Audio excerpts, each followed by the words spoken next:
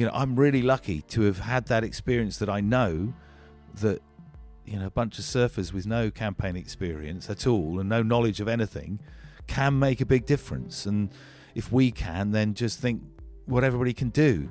And that's my kind of key message, I think, is believe you can. You're listening to the Spaceship Earth podcast with me, Dan Burgess. Welcome to the show. Thanks for listening. It means a lot that you're tuning in wherever you are. And I do know that actually, from my statistical breakdown, that there are listeners all over this wonderful globe, all over this Spaceship Earth, beautiful planet flying through the universe. So great it's fantastic that you're listening and means a lot, and hope you're enjoying the output. This is episode 16. It's taken a little of a while I've had a little bit of a pause in the flow of the output of the Spaceship Earth, and this is a little reflection of what it is to be a podcaster, to be a solo podcaster. No sponsors, no production teams. It's just me, which means, sometimes the podcast output gets a bit stuck. But that's all right. That's life, right? This is the world, actually, that I feel more comfortable with, which is, things aren't always on time. It's not always an efficient machine. There's a sort of messiness to life, which is actually quite beautiful. Sometimes the things are just emerging and unfolding and flowing, and in other times there's kind of meltdown and chaos, and things get stuck, and but that's just what it is to be human, I think, maybe. So what that means is I have a bit of a backlog sometimes. Right at the moment, I've recorded a few episodes, but then I've got to upload them and do a little bit of top and tailing, and then put the covers on and the show notes, and then stick them out there into the world, into the universe, for you, the wonderful listener, to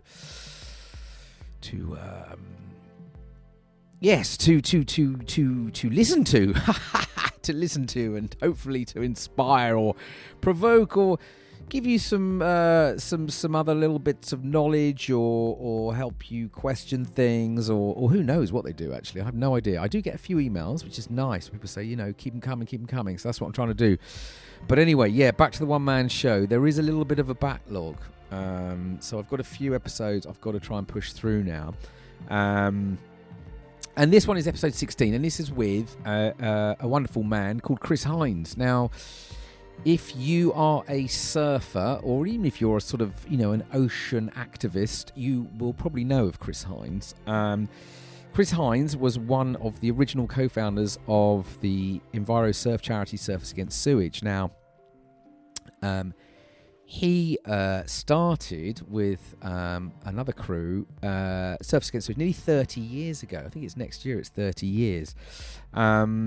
Now, if you know Surfers Against Sewage today, you'll know they're under the amazing leadership of Hugo Tagholm, and they're doing extraordinary things. And you might know a lot of their work today around the ocean plastic crisis, and actually increasingly our plastic consumption crisis, basically, in land, and doing all kinds of amazing work there. And I'll link through to that in the show notes if you're not aware. But the Surfers Against Sewage actually started, as their name suggests, because there was literally shit flowing into the sea from all areas, and so I caught up with Chris by chance in Ireland last month, and had an opportunity to have a conversation with him about how what happened nearly 30 years ago. How did this Surfers Against Sewage start? And what I love about this conversation with Chris is that basically Chris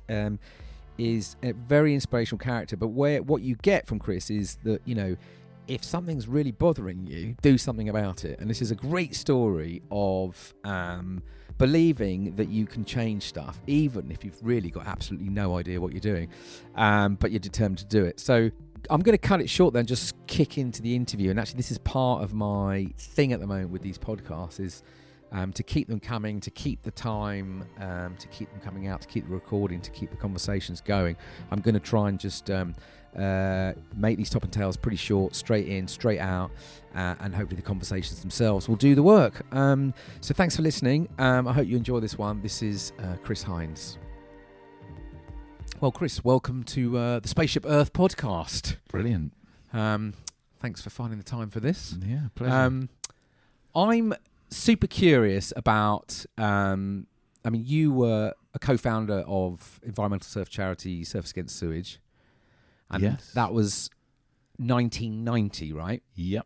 And I wondered if we could start there, because I was raving a lot in 1990, but I would love to know what was going on with you. How did this whole thing happen? Like, can you give us, because a lot of my listeners, some of them will know about Surfers Against Sewage today, but many of them actually probably may not know at all. And I'm just really curious, because that's it's 30 years next year, right? So yeah. I'd love to just know a bit about your story, what was happening at that time, where were you, how did this thing start?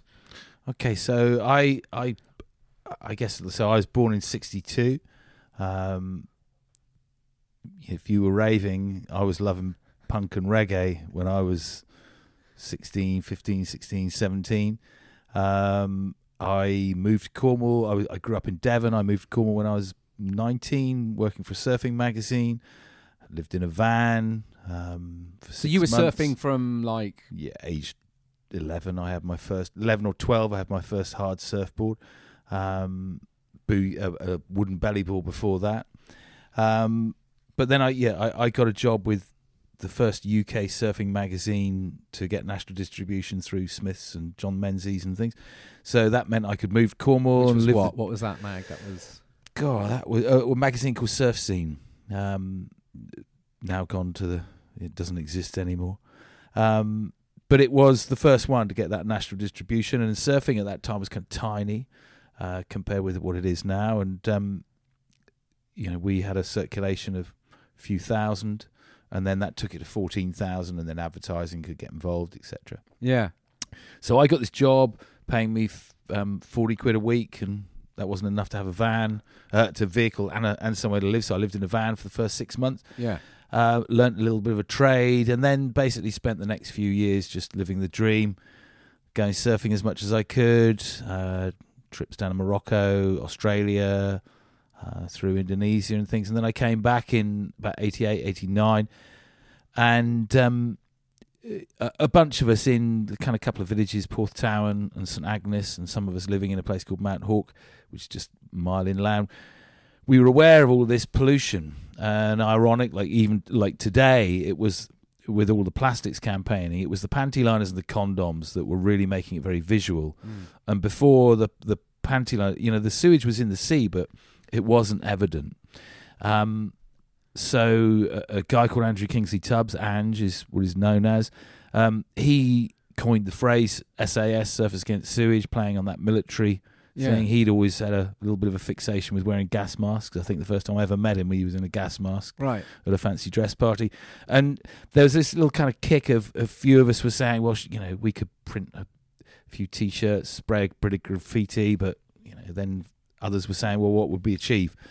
So there was this little call. If you were serious about this, I was one of the ones. I said, well, will cause a little bit of a stir, but it won't achieve anything, and what's the point in that? So we called a meeting at Minzie's house. Minzie's one of the local surfers, and we went around to his mum's house, and about 10 of us turned up. 4 of us put 10 quid on the table. We called a public meeting 2 weeks later, and did a little press release about that. And 200 people turned up. You couldn't get into the village hall. There were people leaning in through the windows. We charged £2 membership. We were that naive that we thought we may be able to save up and buy a sewage treatment works. But they were several million, we found out shortly after that. So that wasn't going anywhere. But so it was really evident. So the sewage problem at the time, and obviously the surf community was obviously a lot it was smaller. tiny. Yeah, tiny. And we were surfing in shit. Yeah, and that was it almost like part of the deal? When did you start feeling like this is ridiculous? Or it was that kind of year. The year before that, we were going, this is just a joke, and we started to ask around. We kind of went, well, what's happening? And, the National Rivers Authority then became the Environment Agency, said, well, nothing. And the water company, the privatisation of the water industry was just happening. And there was this absolute clangor where Maggie Thatcher said, she was Prime Minister at the time, and she stated on BBC Nature that all sewage is treated before discharge. And that was a downright lie. There were 400 million gallons of crude sewage being discharged every single day around Britain's coastline when she said that, from Brighton to Bournemouth, Newquay to Newcastle. Every single coastal village, town, city, literally what you flushed down the toilet and went out of your washing machines, etc., all just went straight into the sea, most of it without even a basic sieve, screen in place. So we were surfing in a slick of human shit. Right. We were... Porth Towern, which then became known as Porth Tampon. Right, yeah. And I managed to get that into Hansard. So it's there in the House of Parliament Select Committee. It was obscene. It was, literally, if low tide was 12 o'clock lunchtime, then everybody this would be all of Camborne, Poole and Redruth, the biggest conurbation in Cornwall, would all go to the loo in the morning. That would all drain out of the outfall pipe. 2 outfall pipes, 2.5 million gallons of crude each, and then with an incoming tide that would just push up the coast into Porth Towern, and that would be what we would surf in. And we would get ill. Yeah, gross aesthetic pollution, panty liners blowing up the street outside the village shop, and we just went, "This is crazy. We'll do something." Yeah, enough. So you called this meet. Yeah. And you had this idea of like, what is that? You sort of saw it as a at that point. What was your thinking about where this could go, or was it just more an experiment? I don't think there wasn't particularly much thinking. I think really, which makes it amazing where it is today. Yeah.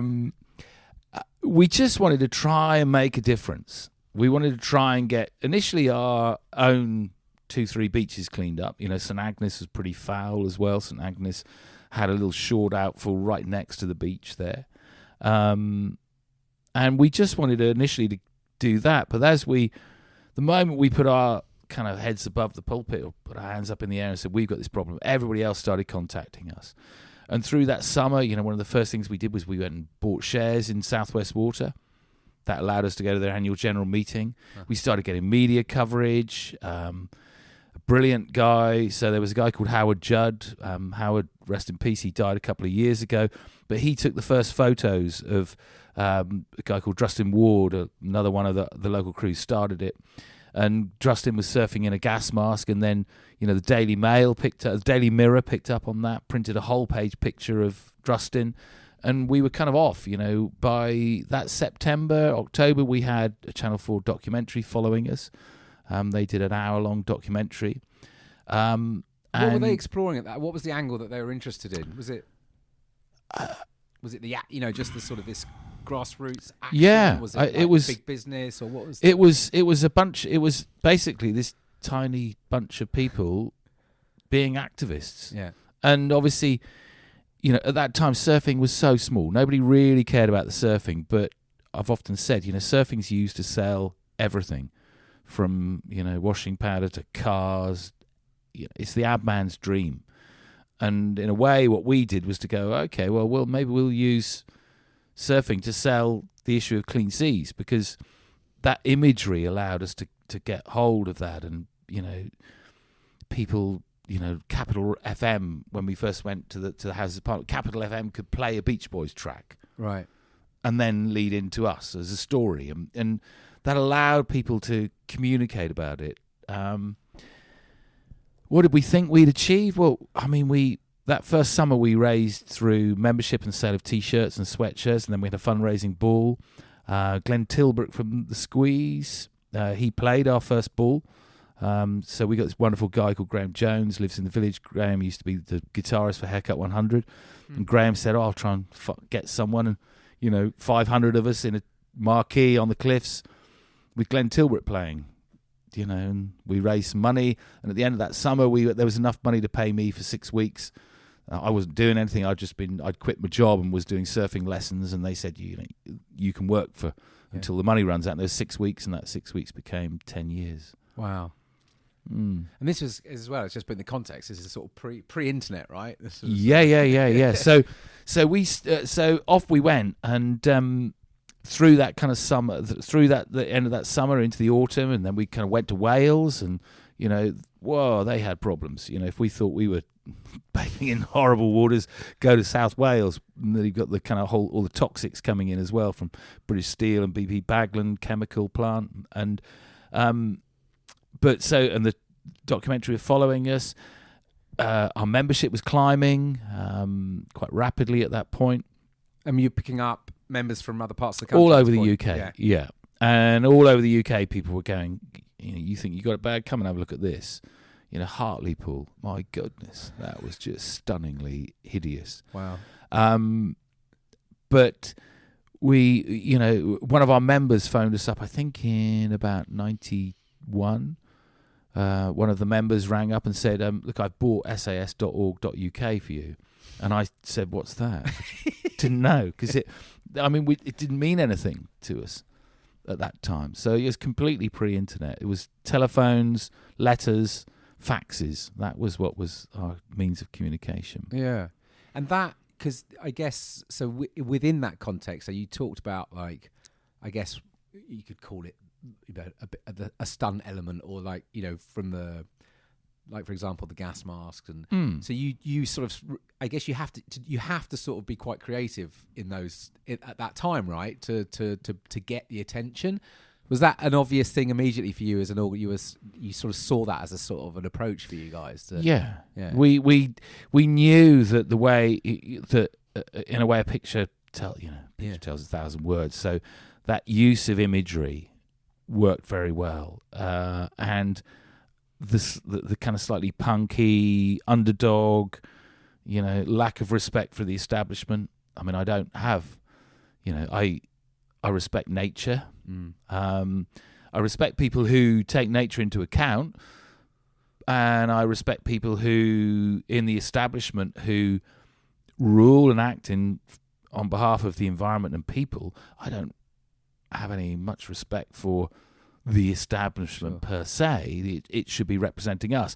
So all underneath all of that, those were these kind of values that were driving us and causing us to go. So when one of the early things was we were told that Portsdown passed the Bathing Water Directive. Well, actually, it complied with the minimum standards of it, but we knew it was full of shit. Yeah. So we said, well, yeah, and it was there, lumps of human feces and panty liners and condoms getting stuck in our hair, and so that was happening. So that kind of made you go, well, why would I believe this then? Yeah, because there's some pretty serious infections that were going on as well, right? And, I mean, you're gonna hepatitis A, extreme diarrhea and vomiting, to the worst case, and it couldn't be concluded. But in 1999, I was called to go and give evidence at the coroner's inquest into the death of, an 8-year-old child, and they didn't conclude that it was, but it was concluded that it was a possible route of infection. Right. So, and through that time, through the 90s, they sucked our blood.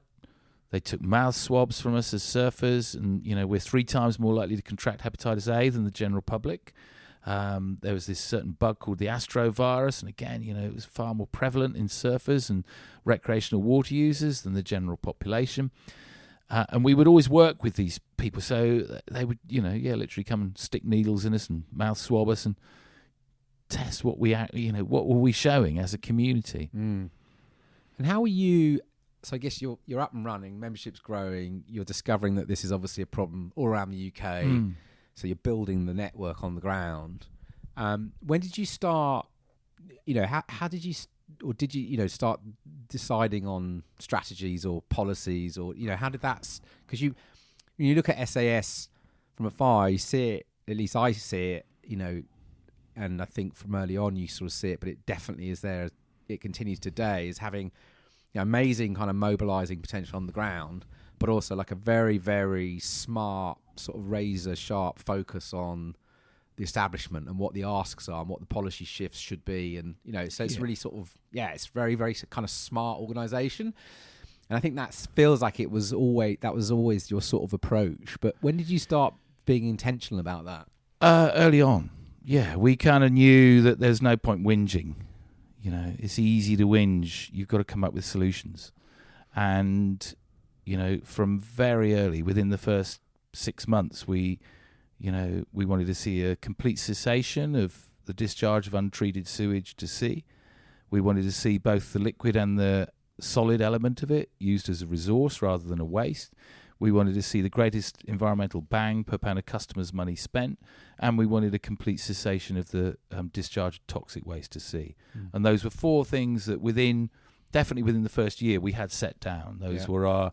And we went and looked, you know, high and low for solutions, because we knew we couldn't just whinge. And one of the other things that happened was, as we started raising our profile, and I think this is a general thing that can happen outside of just oceans and surfing or whatever, is that if you've got a problem, put your hand up, let people know, because 2 things happen. One, someone else will go, well, I thought it was just me, and you get the shared community, and that creates more power. But also other people will come and help you.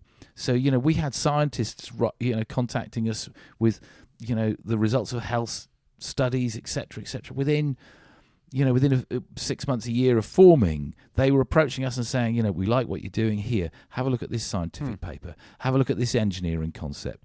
And then in, I guess, 92, 3, there was this thing called... So the water companies wanted to build long sea outfalls, which basically meant dump the sewage further out to sea, which would mean that the indicator organisms that made you pass the bathing water directive you'd pass the directive, but the water at Porthtowan was still full of shit. Right. So indicator organisms die off in a matter of hours in salt water. Hepatitis A can do 100 days.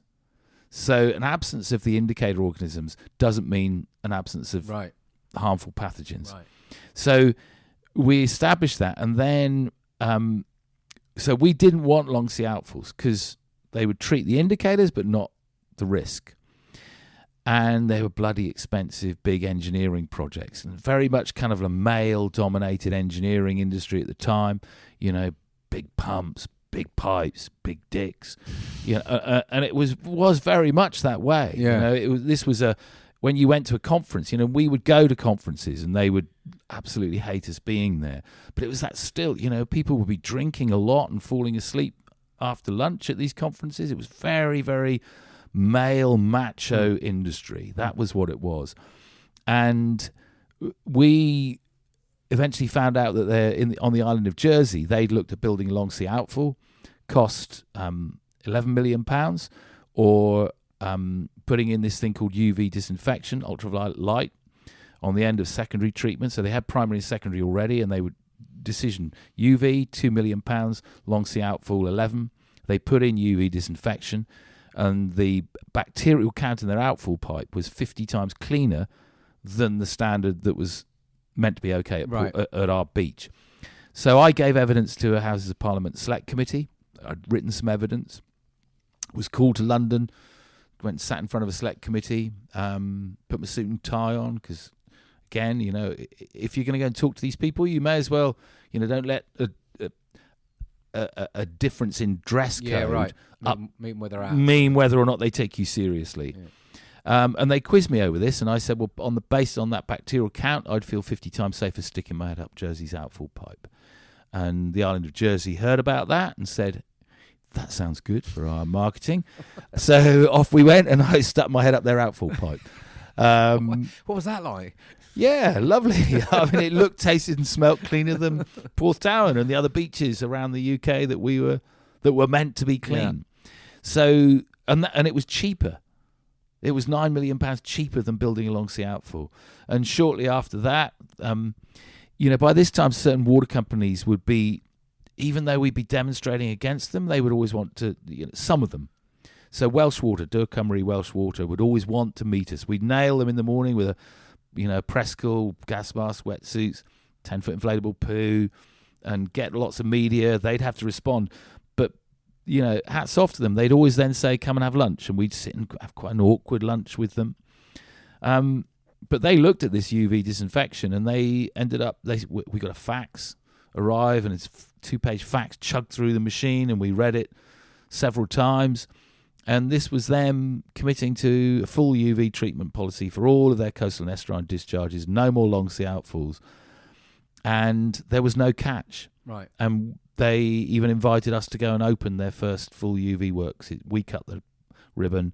It's Surfers Against Sewage's name on that brass plaque up there in Criccieth in North Wales. Amazing. Yeah. So when did the inflatable turds happen then? Whose idea was that? Yeah, probably guilty. That's probably, 92, 3. Yeah, it's very good. And again, like no internet, so you just had to kind of like look through the yellow pages, Yeah, right. phone up directory inquiries for an inflatables company. And then I can remember ringing up and this woman answered the phone and I said, I want an inflatable turd. And, you could tell that she'd gone off into the factory because by the time someone came to the phone to talk to me about manufacturing one of these, they were all giggling and everything. But yeah, I think best 300 quid we ever spent, really, probably. Yeah, because they got a lot of yeah, media interest, didn't they? Yeah, and the beauty of it is that you can put that in the back of a car. Yeah, you turn up with your SAS car and logoed up, and 3 surfers and local surfers as well, and you connect the pump to the car battery, and next thing you got a full demo. Yeah, it's so interesting now. I think for folks that are younger folks now who growing up with all these tools and technologies online, it's just fascinating to think about those kind of constraints that you were working with, but actually almost in many ways it's just interesting how effective they became, but that constraint I guess forced you to be more creative. Yeah, in its way. I mean, it's yeah. You've got an opportunity, so and you need to be again. We never did mass demos. Mass demos are really hard to communicate, to get everybody there, because even if you say we're going to get 10,000 people marching, you won't get 10,000. Maybe you'll get 1,000, and it's hard to convey the numbers there.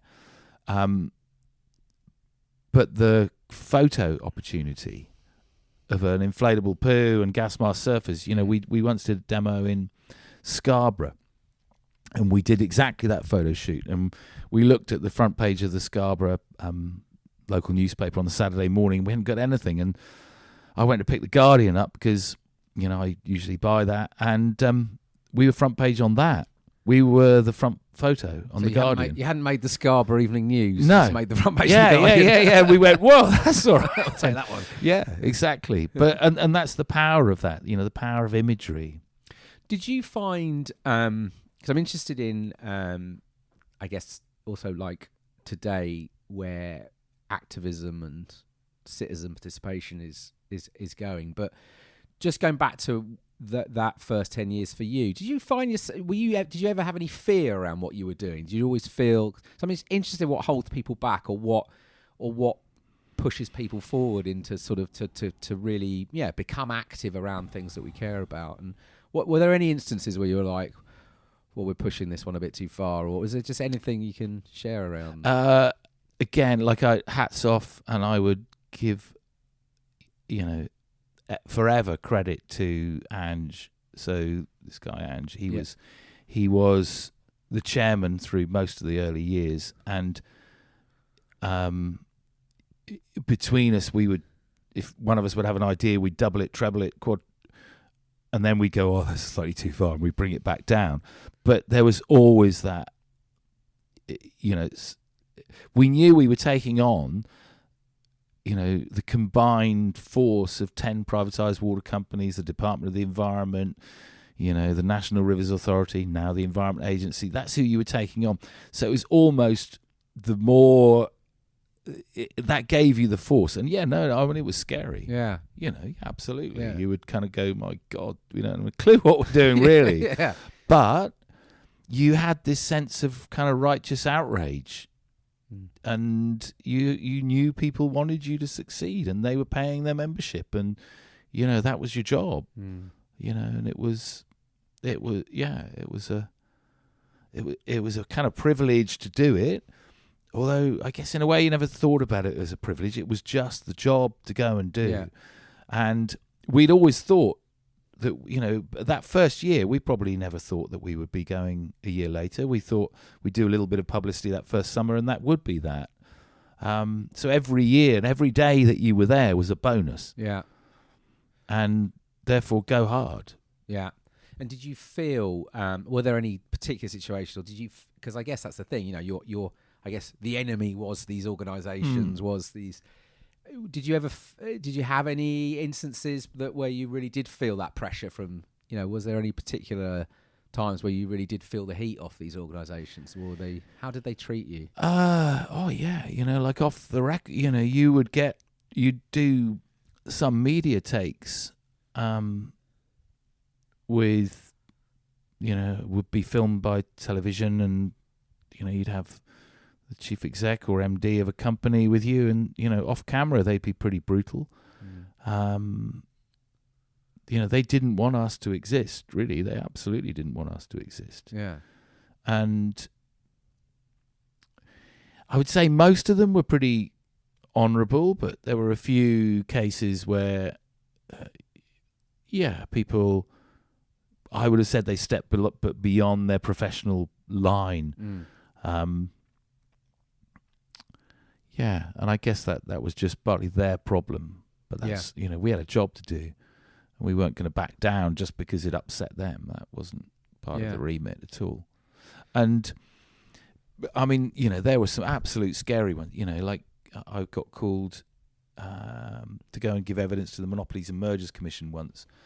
And, I knew I was up against it when in the waiting room, there's 10 copies of the Financial Times, 28 coffee cups, and you walk in there and there's the 11 members of the Monopolies and Mergers Commission, and then there's all their advisors, and the other side, so there's probably 50 people stacked up on the other side of the room, and on our side of the room there was one glass of water and one name tag.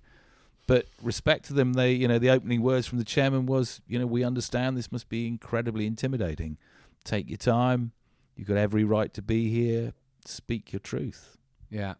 And politically, how did the sort of the because there, you sense today that there's with the select committees in Parliament. How did that relationship politically evolve then between Surfers Against Sewage? We very quickly, so within, we did our first so we formed officially in May 1990. We demoed Parliament and went to the Houses of Parliament in March 91. So within 10 months of forming, and we basically were down the pub going, we got to do something. We should just go to the Houses of Parliament. Yeah, that sounds like a. So you go in Monday morning, ring up the Houses of Parliament, say, how do we do this? And, you phone up and the Sergeant at Arms says, up you come up, meet me, and within 6 weeks you can come and demo Parliament. And you'll probably want to book a meeting room because, okay, we will. And the day can we bring an inflatable turd with us? Yeah, they didn't let us do that. No, we didn't have that at the time. Yeah. But he said that, you can bring your surfboards and you can write whatever you want on your surfboards. So, a coach came from Cornwall, and then other members came from around the UK to lobby their MPs. We booked a meeting room. And again, we had this Channel 4 documentary following us. We got Sky News. We were on the sofas on Sky, Capital FM. And the day we arrived, the government announced a £2 million spend on research into the health effects of surfing and swimming in sewage-contaminated seawater. Wow. So the very act of stepping forward triggered that £2 million spend. They wanted to be able to say, yes, we take this very seriously, and here you go. And we, in the debating room, we had the shadow environment spokesman, the Lib Dem environment spokesman, and the minister, David Trippier, turned up because he had to.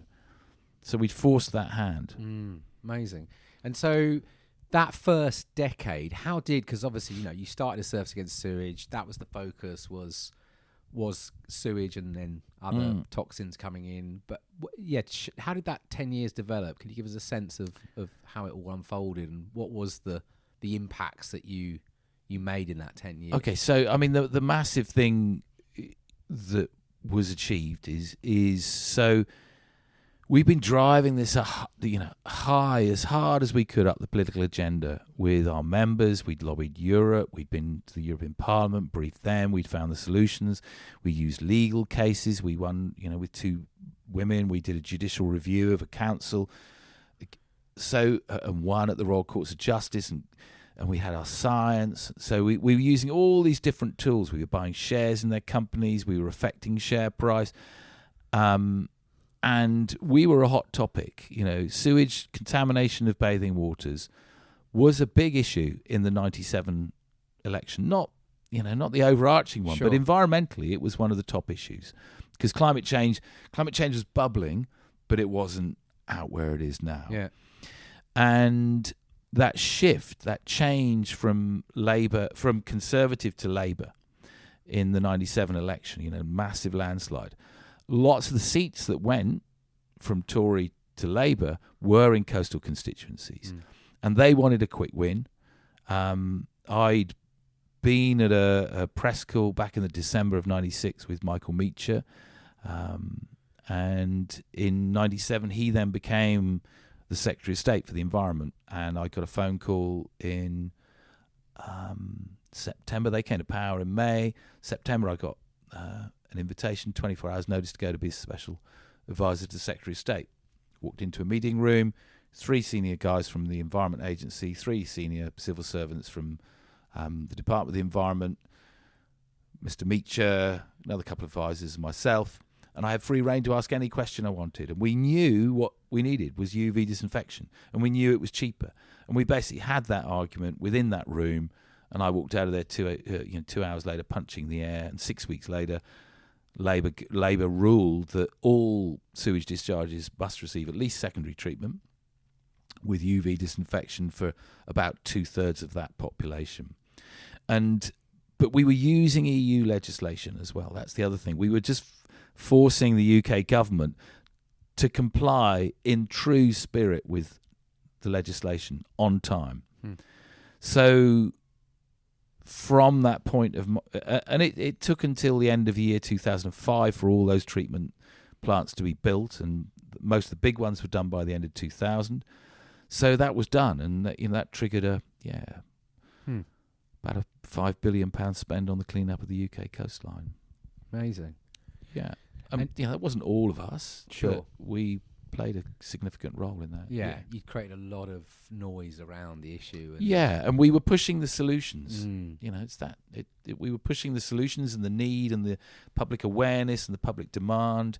I mean, even down we're at this conference this workshop in Dublin now, and I was saying to someone earlier, the power of the media. One of our members rang up at one point and said, "Look, I'm a scriptwriter for BBC Casualty. Let's do something." And they wrote, this was when Casualty used to have 14 million viewers on a Saturday night. And they did a program called Waving But Not Drowning. And it was our story. They couldn't say Surfers Against Sewage, but they spent £2,000 on our sweatshirts and T-shirts. So we were right through that program. Amazing.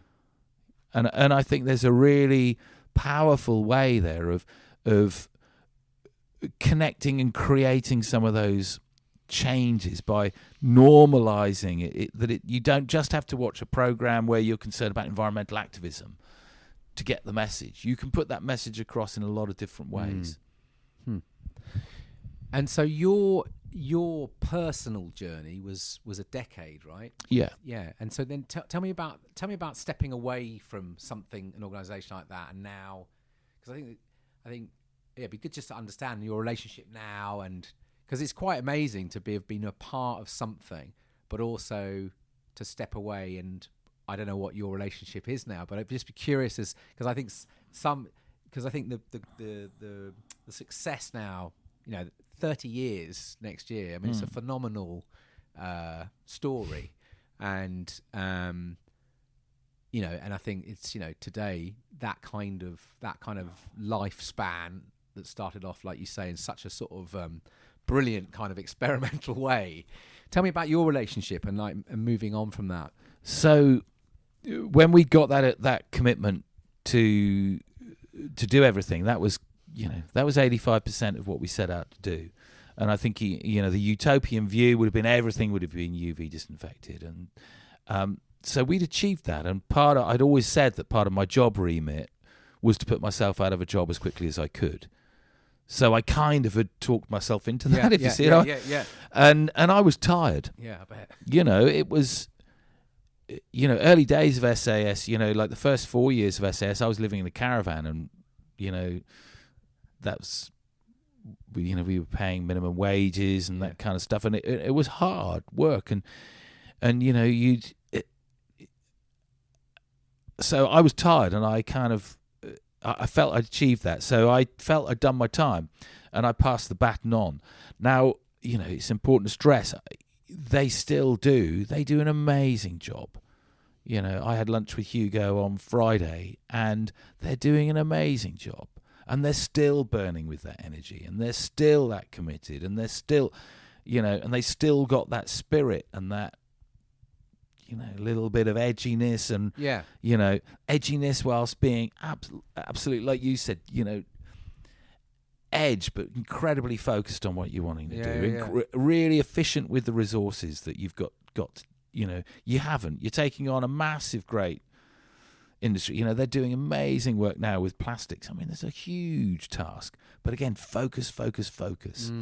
Be really efficient. It's super interesting, though, because I think, that's to have that spirit and to have those types, like to have that edge, that focus, to keep that. That's quite a rare thing I've seen, particularly in the environmental space, to keep that energy. What's the secret to that thing? Why has SAS managed to keep that alive? I think because some of it, I reckon, is because we're living in it. Yeah. So, as I said, I met Hugo Friday at 1:00. He'd been for a surf before work. I've been for a surf in the middle of the morning because I was a bit slack on work. Yeah. But, we'd both been in the water, so you're seeing it firsthand, and that drives back. This isn't a theoretical thing, right, that you're campaigning about, that you're being an activist about. You're seeing it. Yeah, it's visceral. It's around you. Yeah, around you all the time, and that gives you, the people legislating it. It's not like that. They don't see that. One of the best things that could happen to Parliament is that all of those, guys and girls in the houses who are meant to be representing us, if they all worked for 2 weeks a year in their summer recess in a real job, whoa, we would see a change in the way that the country was run. But because they're legislating and ruling on stuff that they think theoretically they understand. It's like, the Secretary of State for Health. When did he ever work a shift in A&E? On the front line. Never. Yeah. Never. Yeah. And you can't, that's you can't rule a country and legislate without that genuine experience. Yeah, no, it's interesting. I was chatting to quite recently, we were talking about again, how so much of our power is, policies and meetings of leaders and everything. It's all done in very removed environments, rooms that are kind of out of the way of anything. We said before, if you put a bunch of world leaders in a wood at night and around a fire and got them to kind of sleep out and make decisions on their relationship to, how we legislate around the natural world, or like you say, you put them in the ocean for a meet, because you're the context, you realise your order in the order of things in life, right? Which I think surfers and those folks that spend plenty of time in or around the ocean are feeling and sensing all the time, right? So it's and that's where you draw your power from. That's where you can draw your energy. Yeah. And your inspiration comes from that. Yeah. And then, it goes through and out, and that's who you're acting for. That's who you represent. You represent the oceans and everybody who uses it. Yeah. So thinking about, because I was interested, I've been chatting a little bit over the last couple of days, but just about the youth climate strikes on Friday that have just happened, and for me that was such an interesting, not only because my son went on it, but it just felt like there's some energy on the ground again in a very sort of positive way, I'd say. But you've been at the from 1990 at that kind of grassroots creative activism kind of, what's your sense now when you look around 30 years later and of what's happening? Are you hopeful for change? What do you see when you kind of look around the UK now and beyond? How do you feel about some things depress me immensely, although I tend not to get depressed immensely. But they worry me, they concern me. But I am optimistic. I think we can do this. We absolutely have the ability and the know-how and the resource to solve all of these problems. And it's just about prioritising that. I do think and hope that everybody votes. That's where the power shift can come. Because at the moment, I look back in 1962, as many people aged between 18 and 25 voted as over 65s voted. You look at the last general election, and it was massively skewed. There had been a change in the last one. There were more young people voted, but they hold the power.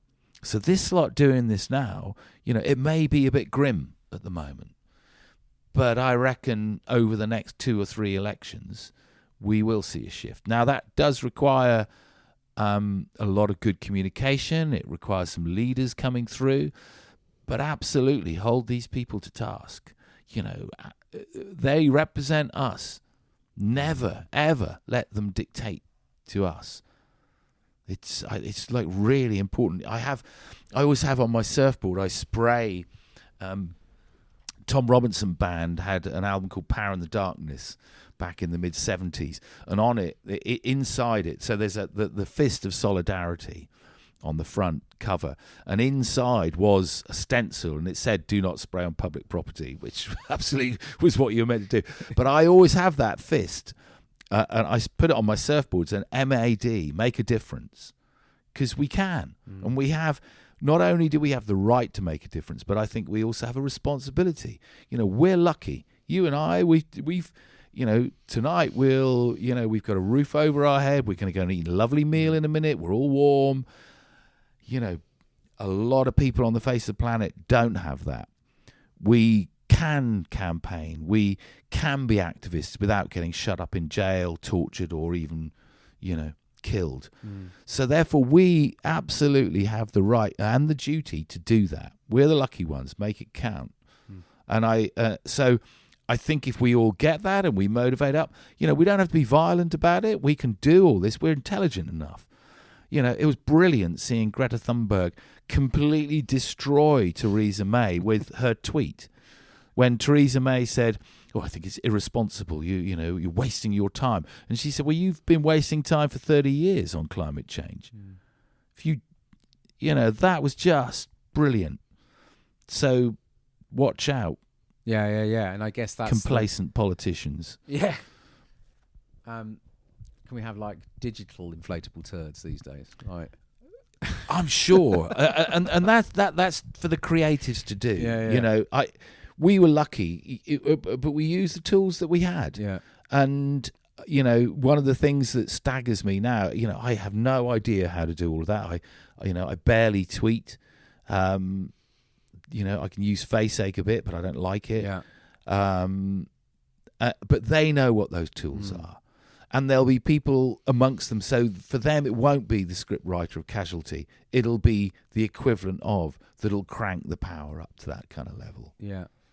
And I guess what's interesting now is seeing, as well as sort of campaigning for policy changes, and obviously now with SAS with the focus on plastics, but actually there's also this parallel push into behaviour change by the citizen. So whether that's now with plastic-free communities, there's the kind of policy asks and the kind of shifts from infrastructure to deposit returns to all that kind of stuff we're asking industry and politics to do. But also now there's this shift into mobilising supporters to actually start to shift behaviours of friends and family and citizens and communities. And that's an interesting shift as well, because it's quite a different task. To get those kind of changes happening. But it's been interesting to see that that's popping up in many ways. It's like, you're going inland, you're seeing these communities popping up all over the place around the country. And so it's such an interesting time. And that's using the tools that are available now to incredible power. I think SAS has its big beach clean, or big spring clean coming up. And there'll be, an amazing number of people out there on beaches right around the UK and communities all going. And that was... And that's going rivers as well now. And that wasn't possible before. It was, really, really hard to... It just wasn't possible. So to activate and motivate and facilitate that kind of multi-thousands, tens of thousands of people to go out and act in that way. And that is a strong message. And the politicians, they can see that happening. So can all the consumers and, the buying power and, it can change brands. Yeah, right. Yeah, interesting times. Just from your sense now, where are you? What's your plans now? Where are you? Other things that you're interested in doing, or what are you? Where can people track down your? So I operate. It's largely just me, but a little organisation called A Grain of Sand. Small, irritating, but out comes the odd pearl. That's I love that. What I like to do, and I try and work with organisations that want to try and make a difference, and whether that be on a business, and I do a one-day workshop with them about their sustainability thinking and embedding that. I work with The Wave in Bristol, and we're embedding sustainable thinking in that, all the decisions that we make. Yeah, just tell us about it, because there'll be people that won't know that project. Give us a... So The Wave in Bristol is an artificial surfing wave on a man-made lake, and it's amazing technology. A wave every 10 seconds. And obviously, we're going to be running on renewable energy. Some wave pools around the world aren't going to be doing that. And I think that would be fundamentally wrong. But we're also going to be using it as a way of encouraging people out into the natural environment and physical recreation for, mental and physical well-being and, lovely landscapes and things like that. I work with a staff-owned community interest dental company that, takes all of its profits and puts them back into, good social projects.